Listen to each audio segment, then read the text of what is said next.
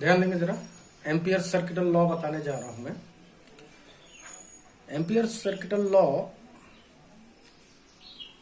उस जगह पर अप्लाई किया जाता है जहां बायो सेवर्ट लॉ को अप्लाई करना अपेक्षाकृत मुश्किल होता है। ठीक है,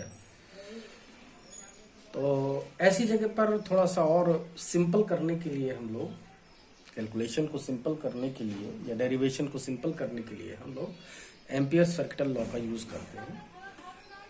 ये आपको ये बता रहा है कि अगर ये कोई किसी रीजन में ये कुछ करंट जारी है, मान लीजिए I1, I2, I3 current, I4, मान लीजिए करंट ये जारी है और कुछ करंट वापस आ रही है I5 और I6।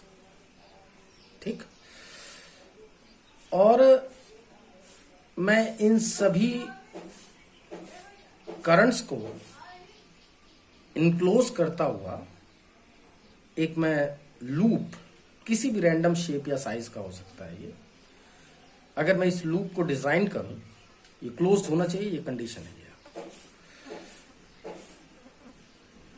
तो अगर मैं इस लूप को डिजाइन करता हूं तो इस लूप को हम बोलते हैं क्या? एम्पियरन लूप। क्या बोलते हैं? एम्पियरन लूप। तो इस एम्पियरन लूप के जो इसका स्टेटमेंट है, पहले स्टेटमेंट समझिए क्या है। The line integral of the magnetic field, जैसे कि ये सारी की सारी करंट आ जा रही हैं, तो ये अपने सराउंडिंग मैग्नेटिक फील्ड तो बनाएंगी ही बनाएंगी, राइट ना।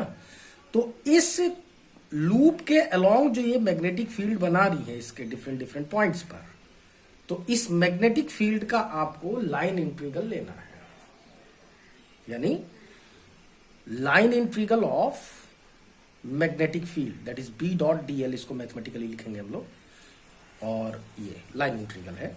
और चूंकि ये क्लोज्ड इंटीग्रेशन है तो इस वजह से क्लोज्ड का साइन भी आपको लगाना पड़ेगा। ये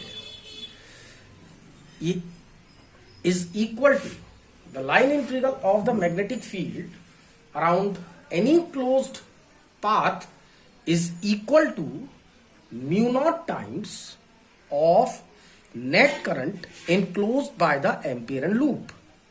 ये जो एम्पियरन लूप है या ये जो क्लोज्ड लूप है, ये जितने भी करंट को इनक्लोज कर रहा है उसका नेट एल्जेब्रिक सम, यानी I1, आप जाने वाली करंट को पॉजिटिव ले लीजिए, आने वाली करंट को नेगेटिव ले लीजिए, या आने वाली करंट को पॉजिटिव ले लो, जाने वाली करंट को नेगेटिव ले लो, ये आपकी मर्जी है। ठीक है, तो I1 plus I2 plus I3 plus I4 minus I5 minus I6, right ना। और हाँ, ये भी मैं बता दूं कि ये पूरा का पूरा एक्सपेरिमेंट अगर कहां हो रहा है, वैक्यूम में हो रहा है, तभी ये चीज एप्लीकेबल भी है। अगर वैक्यूम में नहीं है तो म्यू की जगह से जो भी उस मीडियम की जो परमेबिलिटी होगी वही आपको यहाँ पे रखना पड़ेगा। तो अगर मान लीजिए ये सब चीज जोड़ घटाने के बाद जो भी आंसर आ रहा है, अगर ये मान लीजिए मैं उसको शॉर्टकट में I लिख देता हूँ इन सबको सॉल्व करने के बाद, तो ये हो जाएगा mu not current, mu naught times of I। बात समझ में आ गई? अच्छा, अब जैसे किसी ने कहा कि आपसे कि भैया देखिए, ये 2 एम्पियर की करंट ले लीजिए, ये 4 ले लीजिए, ये 5 ले लीजिए, ये 6 ले लीजिए, ये 7 ले लीजिए, ये 8 ले लीजिए। ठीक है, और किसी ने कहा कि इसको इनक्लोज करता हुआ ये जो एम्पियरन लूप है, इसके अलोंग जरा मैग्नेटिक फील्ड का लाइन इंटीग्रल निकालो। तो लाइन इंटीग्रल कितना होगा? तो लाइन इंटीग्रल हो जाएगा B dot DL is equal to होगा किसके? Mu naught times of net current enclose by the loop, यानी कि 2 plus 4 plus 5 plus 6 minus 7 minus 8। ठीक है, म्यू नॉट की वैल्यू पुट कर लीजिए, इसको सॉल्व कर लीजिए, जो भी आंसर है वही लाइन इंटीग्रल है इसके अलॉन्ग। ठीक है, तो एक हम न्यूमेरिकल से इस चीज को जरा क्लियर कर लें।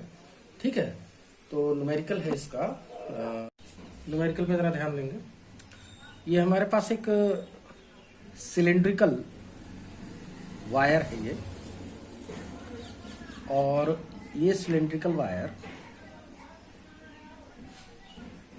इस सिलेंड्रिकल वायर में आपकी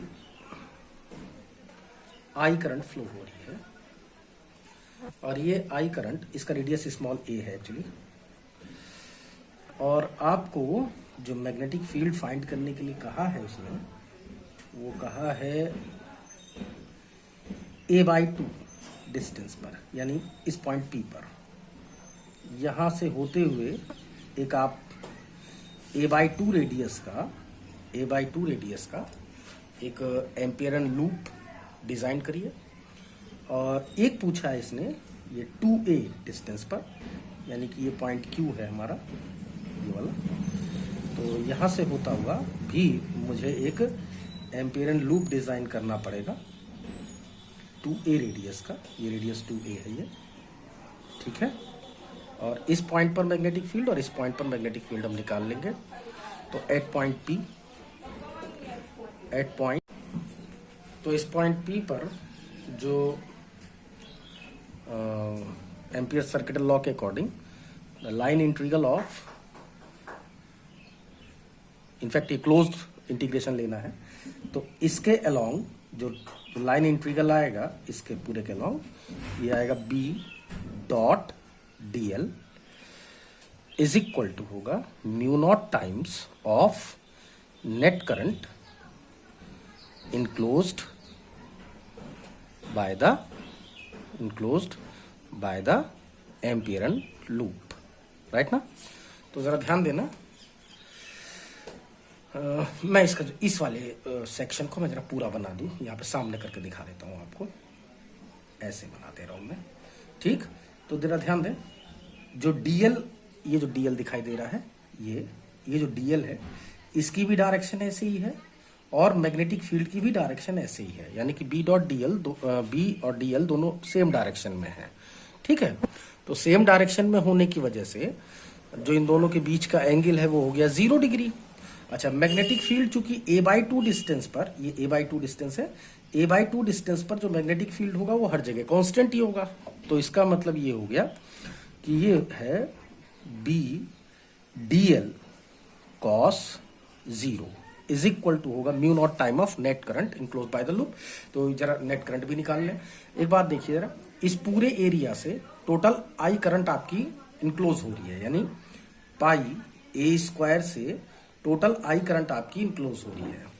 तो पाई a/2 यानी कि सिर्फ इतने एरिया से, ये इतने एरिया से या इतने एरिया से टोटल कितनी करंट आपकी इनक्लोज हो रही होगी, ये हो रही होगी आपकी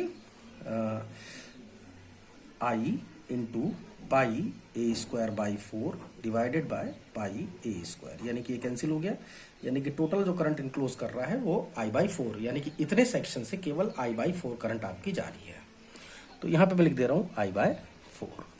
ठीक है, तो ये जो B है ये कांस्टेंट है, इसको इंटीग्रेशन से बाहर निकाल दीजिए, इसकी वैल्यू 1 होगी। ये हो गया dl is equal to mu naught time of I/4। तो B dl की वैल्यू जरा बताएं।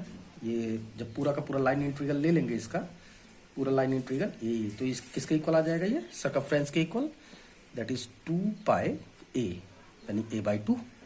तो ये कैंसिल हो गया आपका, ये हो गया म्यू नॉट I/4। तो B, इस पॉइंट P पर जो मैग्नेटिक फील्ड आ रहा है, जिसको मैं BP भी लिख दे रहा हूं, ये हो जाएगा mu not I/4 into pi है। ठीक है ना, कोई दिक्कत परेशानी तो नहीं।